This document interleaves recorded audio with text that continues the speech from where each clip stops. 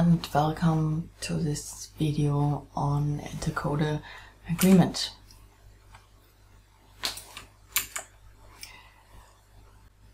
So first, before we move into Atlas, there's a number of methodological issues that we need to discuss. And if you want to run an intercoder agreement analysis, it's not just a matter of clicking some buttons in Atlas. Of course, with any software, also if you have a statistic program, you can just click any analysis. But if you don't know what you're doing, then it's probably also nonsense what you get out of it if you don't know what your data is all about and how it's set up and how your variables are created and so on. So when you are interested in running an intercoder agreement analysis, you should also read up on it, a little bit about the background, the methodological implications, maybe also a bit the mathematics behind it. So you don't have to kind of worry that you have to do anything of that yourself, but basically the basic formula might be interesting to know about, and some more detail you also find in an appendix to the manual, or the Atlas official manual, if you're into like matrices and stuff, because that's what's behind it, lots of matrices in terms of mathematics. But you already see we are crossing the boundary between qualitative and quantitative. An intercoder agreement comes from quantitative content analysis. So that's where the roots are, so to speak. And it's crossing also in to the field of qualitative data analysis. And we also will discuss the pros and cons of that, and for what type of project it might be useful to actually use. I know that some of you are impatient and cannot wait and watch the entire video to see how it's actually done in Atlas. So for those who are impatient and want to see how to run an ICA analysis in Atlas, I've inserted a preview next, and you will see it again at the end of the video. You will see that the actual analysis can be done in a few minutes, but in order to get there, you need to know a few things, like how to set up and manage the project, how to set up the coding schema, and how to code. And this is why the video is so long. You will see you will not get anything sensible if you do not spend a little bit of time learning the basics. When you watch the preview, you will probably already find out that you're missing some of the vocabulary. In the end, you will see the technical application, the mouse clicks itself in Atlas, they're actually easy. But the methodological issues involved in running an intercoder agreement analysis, they're actually the more difficult bit. So it's something that you have to teach yourself outside of ATLAS.ti, and that requires some time. Also have fun watching the preview and then get into the nitty-gritty methodological issues afterwards. See you. I already imported the project from Coder Sabine and Coder Susanne that can now be merged. So different from the team project, I'm not going to merge into the master project. I want to compare the coding of these two coders. So I start with one of these projects. Yeah, so the first thing that you need to do is you click on Analyze and then enable the intercoder mode, which has already been done for this project. Then I go to Merge, and I merge now with Coder Susanne, and I have project bundle files from my coder, so I don't actually have to create a snapshot. So there are no merge conflicts, so everything was done right, no coder was modifying comments or anything. So that's what I want. And there shouldn't be a conflict if the coders just apply the codes. And so I merge, and I can review the merge report. Now I have my merged one for Coder Sabine and Susanne. So go to Analyze and go now into the analysis. So here first, as I mentioned, I still have to add my coders, and so I select the 2 coders of this project. Then I add the documents. Now we can add the semantic domains. It doesn't matter now here whether I do it here from the code group tree. Like I said, once the new version of this tool is there, you can just drag drop the code group. Now we have to actually drag drop the codes. So I drag all my activities codes now into the analysis at one semantic domain. Then I do the benefits and I do characteristics. So the ones we also have seen in my presentation. So you see the current implementation still looks somewhat different. So here we see now the document continuum, and you can also click here on any of the sections that are coded, and you see the data here. So you could just purely use this for a qualitative comparison. What you see here on the document continuum is only where the code here, activities, clubbing, going for a drink, is occurring in all of these 3 documents. It doesn't occur in the first document at all, so all documents in the analysis are now put onto a continuum. So this is the first document, this is the second document, and this is the third document. So now, if you want to do more than just a qualitative comparison of the 2 coders, yeah, just to show this again, so these are all quotations of coder Sabine, the blue coder for that code activities, clubbing, drinking, and these would be all the quotations of coder Susanne that you then can compare. Now we go to the agreement measure. So above here that we have this simple percent agreement Holsti index that I explained.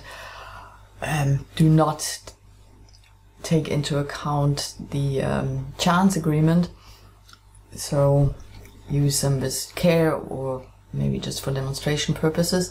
And here we have the Krippendorff C alpha binary.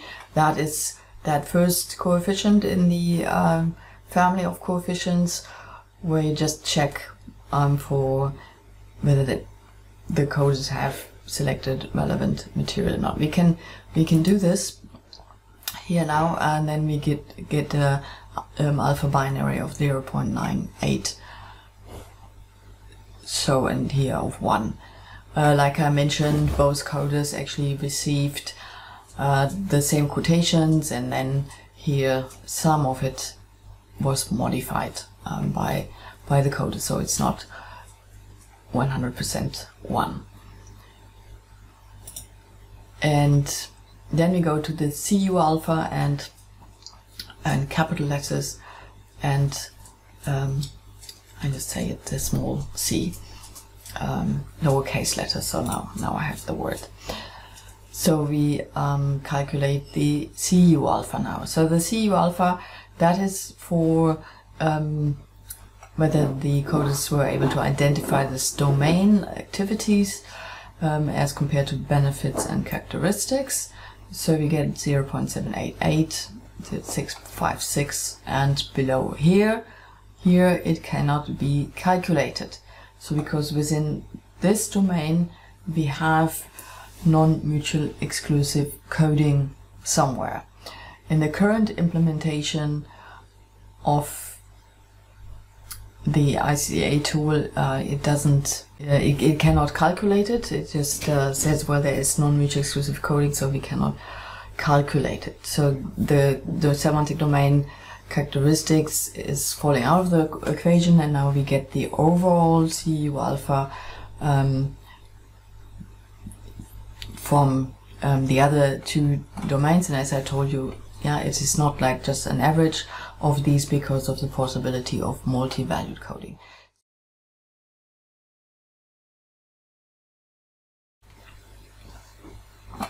So here are just some definitions, and we will get more deeper into it step by step. So intercode agreement, or ICA, refers to the extent to which two or more independent coders agree when coding the same content by applying the same coding schema. So that means we have 2 or 3 or even 4 or more independent coders, so that word is important that you can already keep in mind. And they do apply the same coding system. So if you want to develop a code system in a team and everybody starts out developing their own codes, that's not the stage where you want to calculate intercode agreement. So the code system is already developed when you actually do this. There is a section in the book where I explain how to develop a code system in a team, but you don't need intercode agreement analysis for that. So it does require a structured code system in which each code is already clearly defined, so you kind of already know what the codes all mean. The data must be coded by 2 or more independent coders. That means it is not you and a second coder.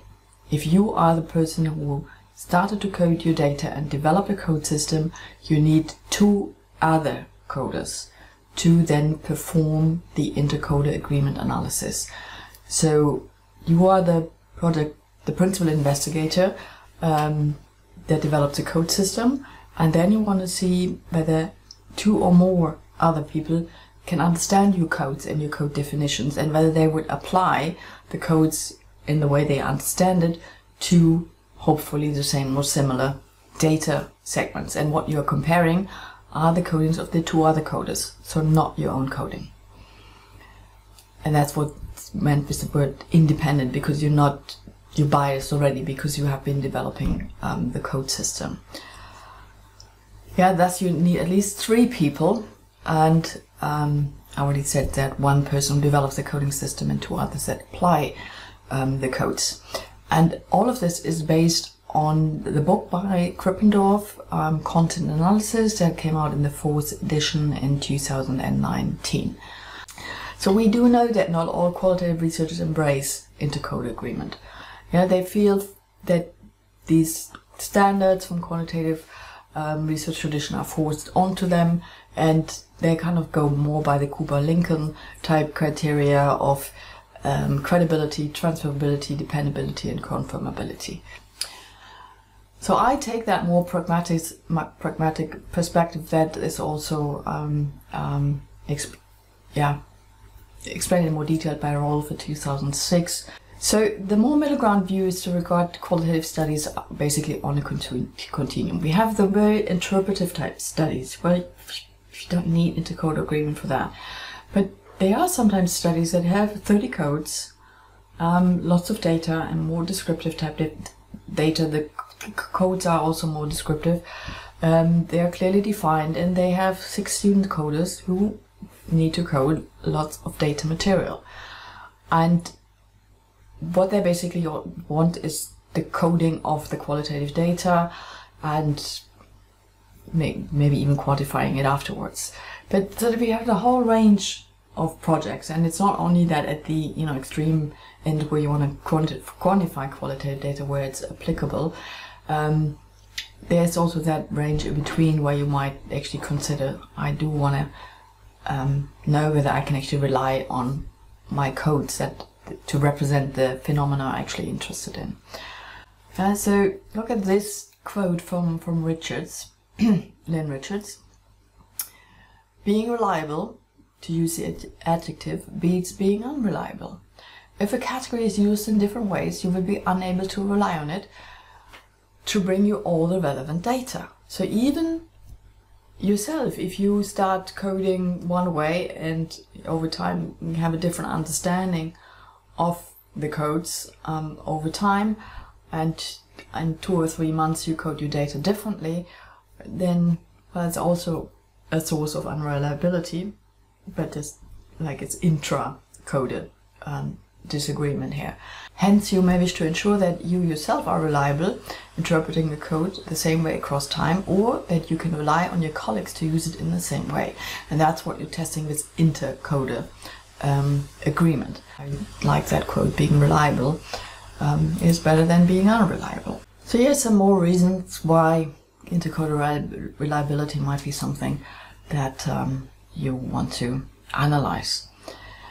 So the purpose of data collection and analysis is to give researchers answers to research questions and that underlie a research project. So you want to answer some question, and then of course you want to be able to rely on your data. So the data are the trusted foundation from which you derive and discuss your conclusions. And so therefore we could argue that it's important that the researchers ensure that the data are generated without bias and that they mean the same thing for anyone who uses them. So the codes in ATLAS are not the end result. It's via the codes you access the data behind it. And then if you see a code label, that you kind of know these are the type of data that are behind the code label, and this is also seen by other people as well. So reliability actually establishes the trust empirically, that when you report your results, that it is actually based on a trusted foundation. So what does it mean in the context of ATLAS coding? So reliability is the ability to rely on something for achieving something else. So you want to achieve results that can be trusted. And testing for intercoder agreement is kind of a step in between. That also happens kind of midway in your project. After you have been developing your code system, then you check it with other coders, whether they can understand your codes and can apply them in a similar manner that you do it as well. And then once you know that you have a reliable code system, then you might continue to apply the code the rest of your data, and then go into the analysis phase. So it's really something that it's done in between to establish the reliability of your code system. So this thing that what you want to achieve is that something else is to trust that data resulting from the coding in ATLAS of the observed phenomena. So that it in fact is actually reflecting the phenomena, and that it's not something else. If you decide that intercoder agreement is something for you, it fits your data, it fits your approach, there are some rules that you need to observe. And one of them we already mentioned. Well, you need at least 2 other people who code your data, or a subset of your data. You need semantic domains, and I explain what those are. And codes need to be applied in a mutually exclusive manner. So let's look at what this actually means.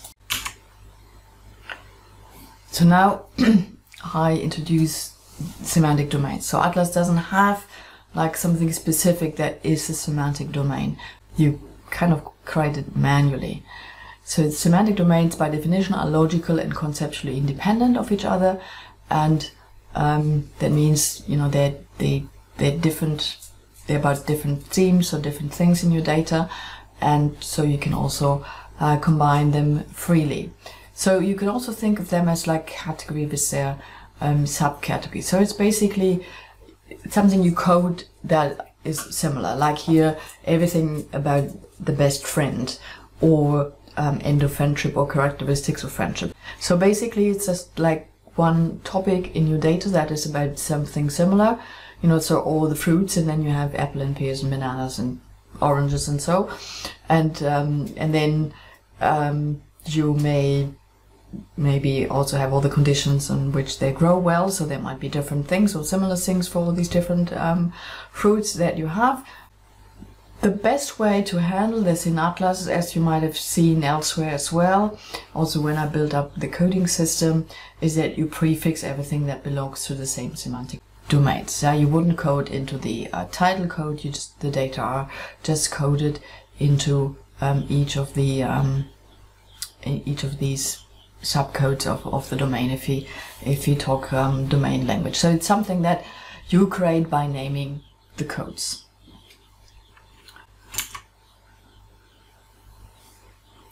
So the code system should cover the variability in the data, and so no aspect that is relevant to the research question should be left out. So that is when the aim of building the code system.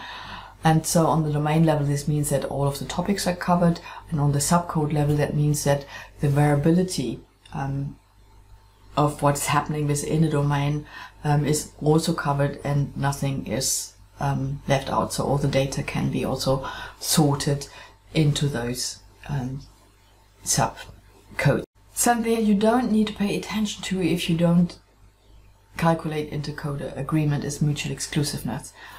You can apply two subcodes to the same quotations in a qualitative sense, but not if you're interested in calculating intercoder agreement analysis. What you see this here at the bottom, that I have on the left hand side, I have used code B and D from the same semantic domain consequences on the same quotation, and this is not allowed. In the current implementation of the intercode agreement tool, if you have a semantic domain like that, you will not be able to get a value for it. So if you realize it, well, you may want to then go back to your coders and ask, what to do. You see on the right hand side a kind of a correction. If you had, there's one long quotation, and then you think, well, there's two aspects of the same domain in it, but maybe it's not all mangled up. Maybe the first part is one code and the other one is another code, so you can actually make two quotations out of it. And then here what you see on the right hand side, we are fine again, so there's no non-mutual, so all the codes are applied in a mutually exclusive manner. So what is not meant is that you cannot apply codes from different semantic domains. As you can see here, codes from the orange, green and blue domain are applied to the same code. So that's called multi-value coding, and that's perfectly fine, because often you do have multi-meaning within the same segment. Yeah, so here, just as an example again of possible semantic domains, consequences, people involved, recent events. So we just have these different things. We have the events, we have the people involved, and maybe things that happen and that were consequences of attending the event. So you can code that all differently, also in different categories, or here the terminology semantic domains. And if multiple codes of different semantic domains apply, that's perfectly fine to code like that. So ATLAS can, or the intercode agreement analysis can handle multi-valued coding. So here some common mistakes that kind of rumors that are around, that consensus is better than individual judgment. Then we can talk about convergent validity. So you kind of talk about some disagreement, and then you agree on which codes to apply, but that has little to do with independent judgment, because often it reflects the power structure or the social structure of the group. Somebody's making the decision, this is how we code. In the end, it doesn't actually show you where people don't understand the code, or where written coding instruction is not clear enough, so that other people can actually come to see the same thing in your data if somebody just overrules it. And the other thing that should not happen, if you give it to two coders, that they talk to each other. If they don't understand the code or a meaning of it, or don't know how to apply it, well, they should write a memo where they explain all the difficulties they have. But as soon as they talk to you or to each other, they're going to bias the analysis.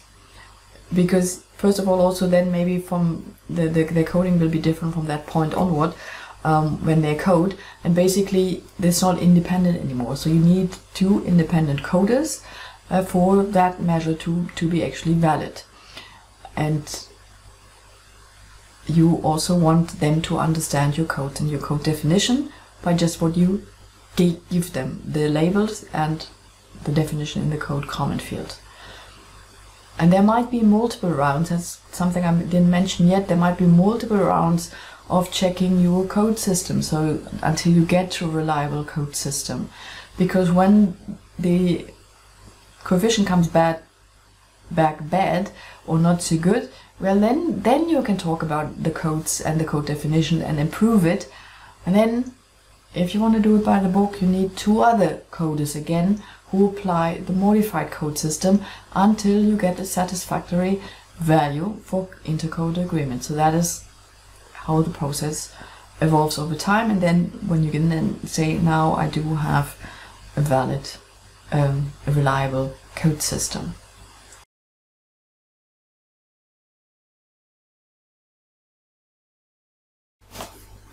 So now we get a bit into the mathematics behind it.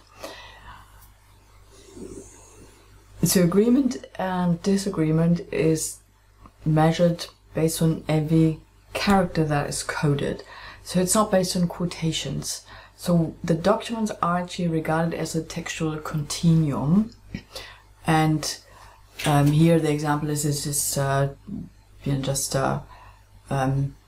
I think 100 words should be 100 characters actually, because it's every character that is taken into account. So what is here written as units is one character of text. So with the first bit with coder A and B, we have 10 units of agreement. Then we have 11 units that are not coded. Then we have 2 characters basically where coder A coded 12 characters of agreement, and then that segment is a bit longer that coder B coded, and so again 2 units of disagreement. So 8 units where nothing was coded or was considered irrelevant. Then the coder A has coded 4 units again, then some irrelevant material again, or considered by the coders to be irrelevant, and then the last segment, the coder A coded something much shorter than coder B. So there is also some agreement there. So every bit of agreement will be counted as agreement, and then of course every bit of a disagreement will be also counted as disagreement. So it's not, if a quotation is not exactly the same, it's already kind of, you know, discarded as disagreement.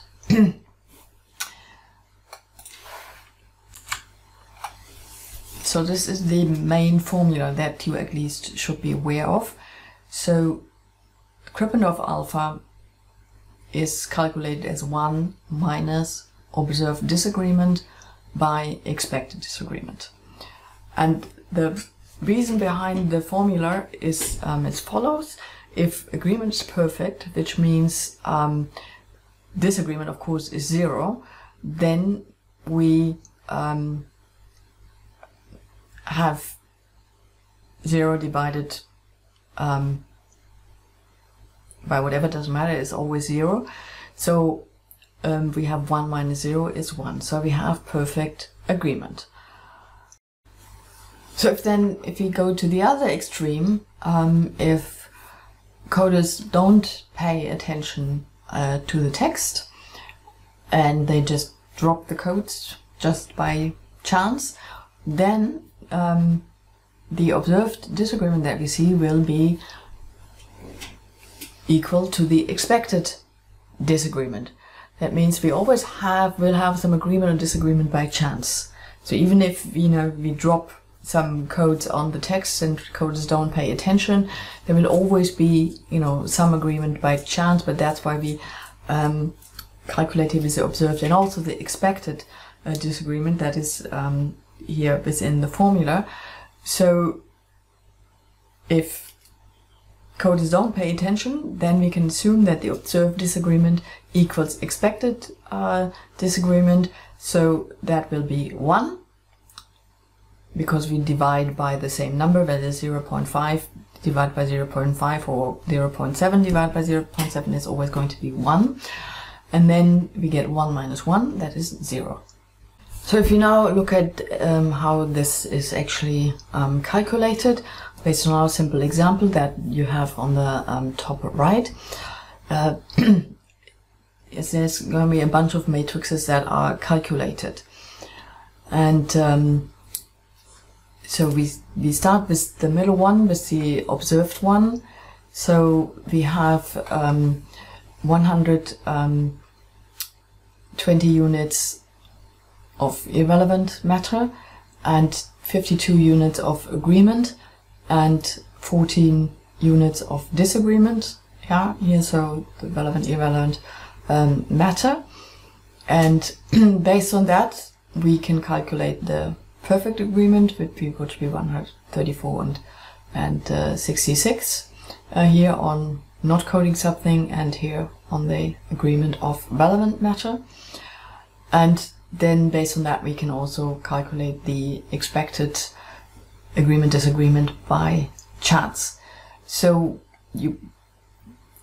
there's lots of matrix calculation that runs behind it, and of course if you have a document that goes over 10 pages or so, the calculations of whatever we've done here up here will be much longer, so something that you don't want to do by hand. So based on these numbers up here, we can calculate observed agreement, which would be 0.14. We can also calculate expected disagreement, 0.44. So that is that number here, and here you see the calculation. Yeah, and then once we have the numbers, we can plug it into the formula. 1 minus 0.14 divided by 0.544, and then we get an agreement coefficient of 0.68. So now if you do Krippendorff's alpha, there's a whole family of alpha coefficients. What you see in the blue, with its blue arrows, these are the 3 coefficients currently implemented. So the first one is basically what we saw in the first graphic, whether code is identified the same segments to be relevant or not. So it's a binary measure because it's either coded or not coded. So that's the overall coefficient, and that's currently in the current application. We'll see once we're in Atlas. That's the binary coefficient. Then you calculate the Krippendorff alpha coefficient. So basically you in the current application, first you get this number here. You on a semantic domain, let's just look here, indicates the degree to which coders identify a particular semantic domain. Yeah, so that means whether able to identify topic A or topic B or topic C. And then once you added a number of semantic domains, then you also get it's called now CU alpha, and it's going to change to SU alpha for semantic domains in capital letters. And these are the I always want to say small letters, but it's not small. It's, well, you know what I mean. I can't think of the proper word at the moment. So we have the capital letter, capital CU alpha, and that indicates the extent to which coders agree on the presence or absence of a semantic domain. So so it just distinguishes on a more general level, and that would be the coefficient you could report in a report. So your overall coefficient across all the different semantic domains. In version 2 of the tool, there will be a force coefficient, which will be quite interesting, because then you can go the next level deeper and look within a semantic domain where there is confusion. So you can look across semantic domains, and then you can look at the domain level, and then within the domain level, and see whether some of the codes maybe need a better differentiation so people can distinguish them better. The first one is just basically whether people identify the same data segments. So it goes from the most generally to the specific. And now I just want to briefly talk about these other methods of analyzing intercode agreement. Atlas has implemented percent agreement and Holsti index because, you know, people want it, people ask for it. Then I think it's kind of good for educational purposes. Yeah, here we see the formula. You need to use the Holsti index, but basically kind of the same as the percent agreement index if the different coders have not coded the same number of quotations, then the percent agreement doesn't work. Then you need the Holsti index, but basically it's the same kind of calculation behind it. And the drawbacks for both is that they don't take chance agreement into account. And so they will always be higher than the Krippendorff alpha, but you will have all these agreements in there that are not really agreements. And then people have been asking about Cohen's Kappa, why ATLAS didn't apply or implement Cohen's Kappa. Well, this is based on not only Krippendorff, but he also cites some other authors who actually looked into Cohen's Kappa.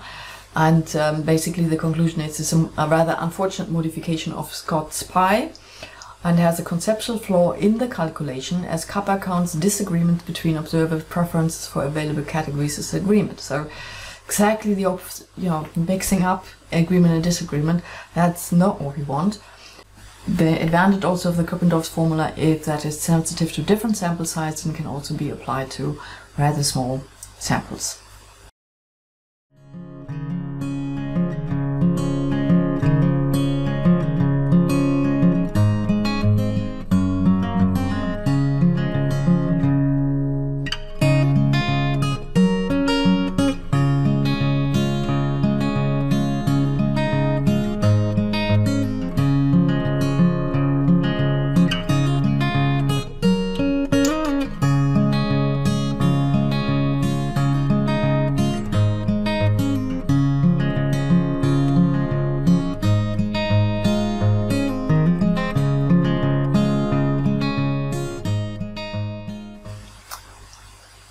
Yeah, and let's now look first, I walk you through how this looks in ATLAS, and then we actually do start ATLAS and take a look at it.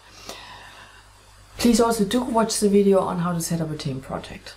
Because of course once you do intercoder agreement, you work in a team and you need to prepare your project for your team members.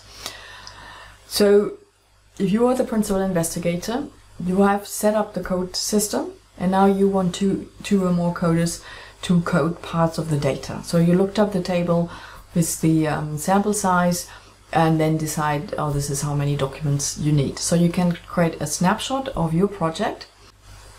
So you create a snapshot of your project. It's just, a click in ATLAS or in the Mac version, or copy of your project, and then you just take out whatever you don't want your other coders to see. And so you can remove the codings or the quotations. You can also leave the quotations in. There is an option to unlink all codes from all quotations.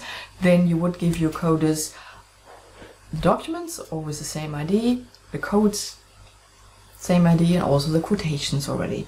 That means the first binary measure, checking for relevance, whether they see the same data segment as to be relevant, is always 1. Because you're working with the same quotation. So you would kind of start with the second level, looking on the semantic domain level if you do that. If you also want your coders to set the quotations by themselves, then you also delete all the quotations. So the project only has the documents and the codes. Then you create a project bundle, and and there's also some naming convention here. So when you create a snapshot, you can rename it, and not leave the name snapshot. I would just, for example, call sub-project for ICA, and then when you export the project, it has a project name, sub-project for ICA, and then the your name and date, and that is what you then give to the coders. And the coders basically, when they import the project, and that you see actually in the team video as well, they should actually add their coder name when they're importing it. Yeah, so when they give back the project to the to you, the principal investigator, you get 2 projects with 2 different names. So coder 1 and coder 2, and they basically rename the project, not the project bundle file. They rename the project when they import it. In the Mac version, they import it and then go in project rename. Yeah, so the project needs to be renamed, not the project bundle file. I always suggest to import the projects first and look at what the coders have been doing. Because then if you merge the projects and you get some conflicts there, you don't know what the conflicts are based on. So you should not get any conflicts. If so, your coders have done something wrong. They probably have, maybe changed the code definition. So that's a no-go in code agreement analysis. They just should apply the code, read the code definitions, not making any changes to the code system. If they have a comment, they should write a memo and do it there. So, but basically the same idea, yes, there is what you need to also observe when you work in a team. So that's all explained in detail also in the team video. When you merge projects, when you want to run intercoder agreement analysis, you first enable intercoder mode and then you merge. Because that's what you then get is you can see the codings in the margin area of both of your coders.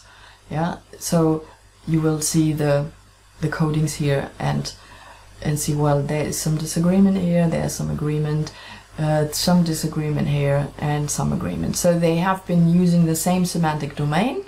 Here, communication, talking over coffee, whatever, but they have used different subcodes of the domain. Here they have used the same, and here they have used again the same domain, but there's some disagreement within the semantic domain. So these are basically all these different levels that you then get in your analysis. But of course, it's not up to you to go down the margin and see it, but by just checking some of the coding, that is also quite helpful.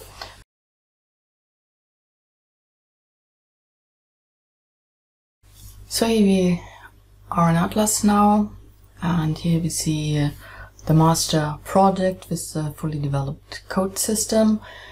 And now I just show how this could be prepared for one of the coders. So I do create a snapshot of this project and rename this now not as snapshot but for ICA.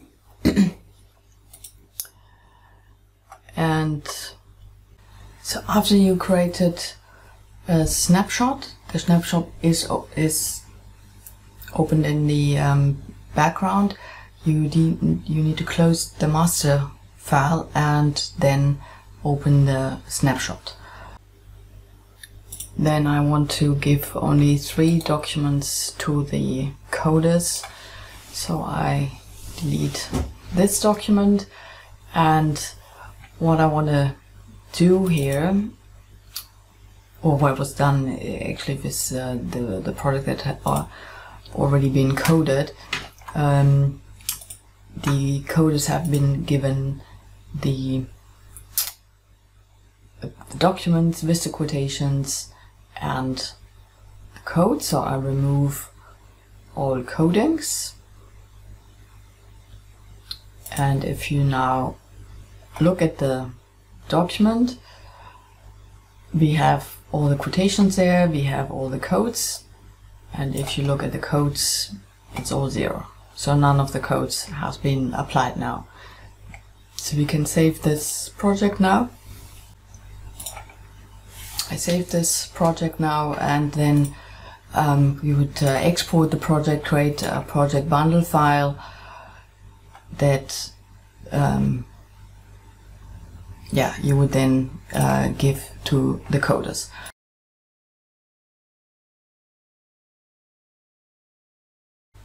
I already imported the project from coder Sabine and coder Susanne that can now be merged. So different from the team project, I'm not going to merge into the master project. I want to compare the coding of these 2 coders. So I start with one of these projects.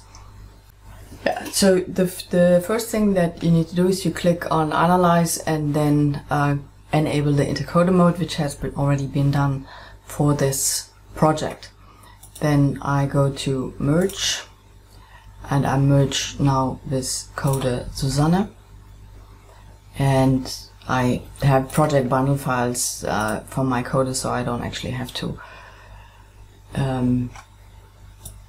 create a snapshot. So there are no merge conflicts, so everything was done right, no coder was modifying comments or anything. So that's what I want. And there shouldn't be a conflict if the code is just applied the codes. And so I merge, and I can review the merge report. Now I have my merged one for code Sabine and Susanne.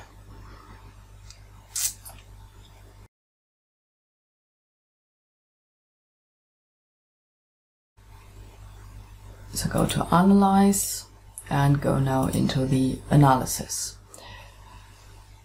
So here first, as I mentioned, I still have to add my coders, and so I select the 2 coders of this project, then I add the documents.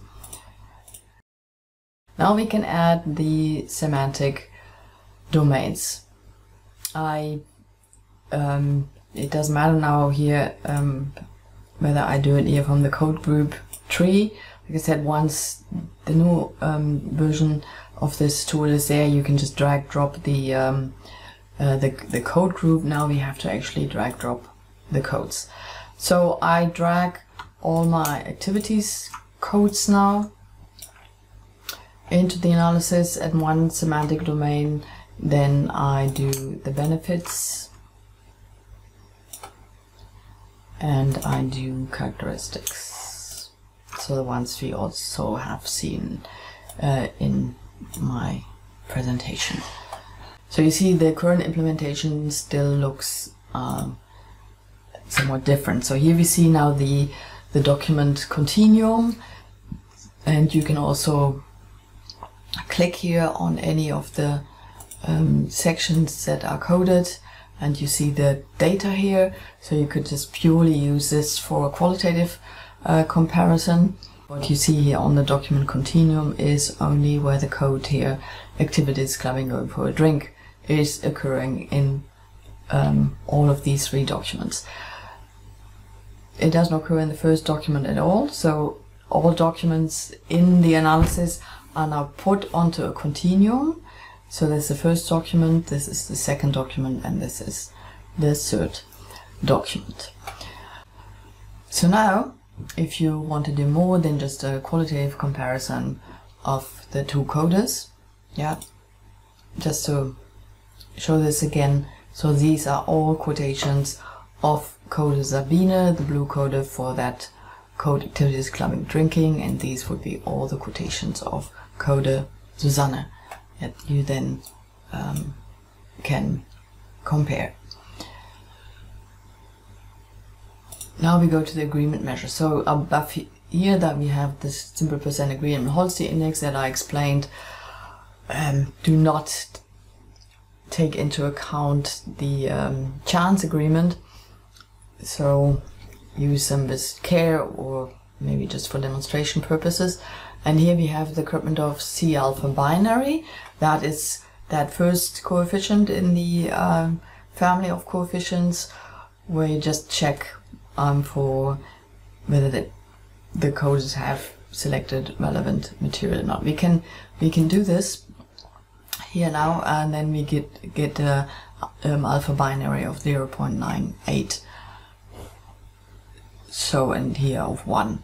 Like I mentioned, both coders actually received the same quotations, and then here some of it was modified by the coder, so it's not 100% 1. And then we go to the CU alpha and capital letters, and I just say it the small c, lowercase letters. So now I have the word.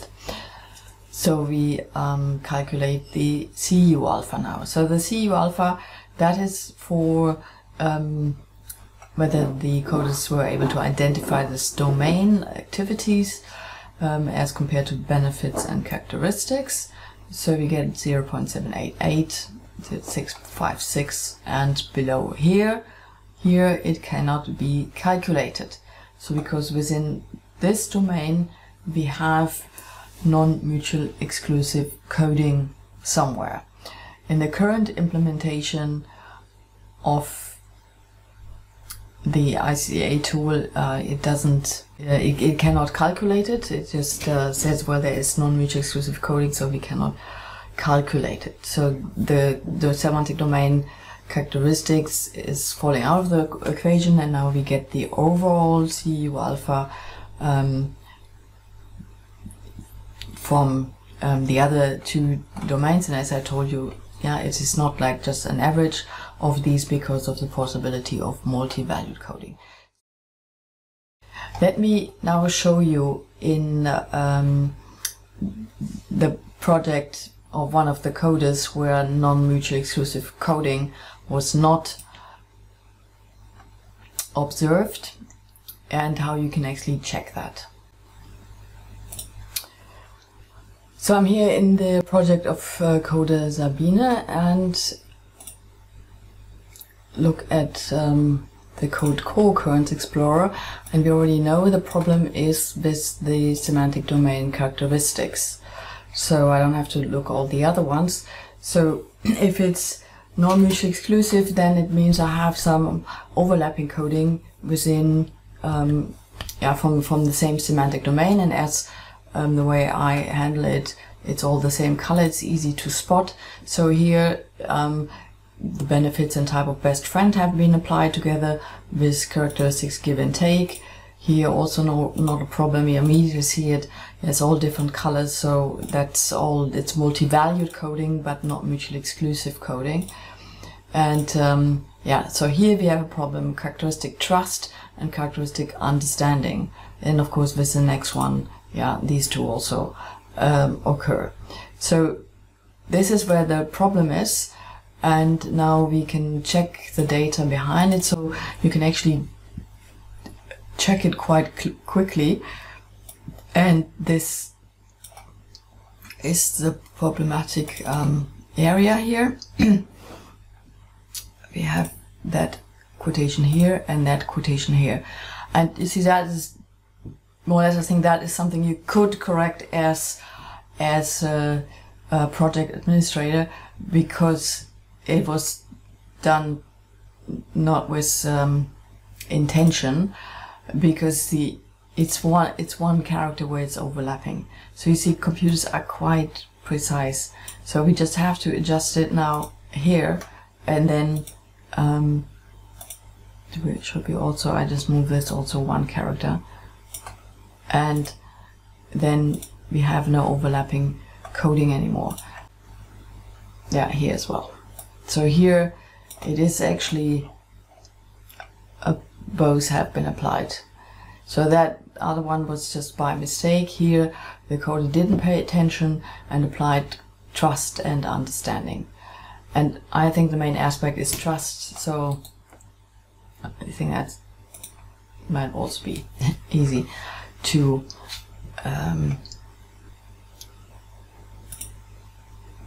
be checked. So this is not overlapping. So this is why it could not be calculated. So now we could actually merge the project again and rerun the analysis, and then we can we also get a value for the semantic domain characteristics. I hope that has enlightened you a bit. So you see that Atlas last part was like very, very short.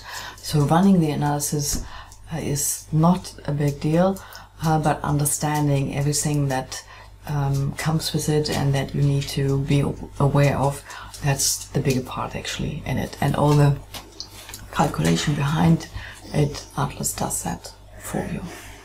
I hope this video helped you to decide whether intercode agreement is something that you want to actually analyze for your projects, and if you think it's a valuable feature that you want to use, that you now have the skills to be actually able to do that. Okay, goodbye.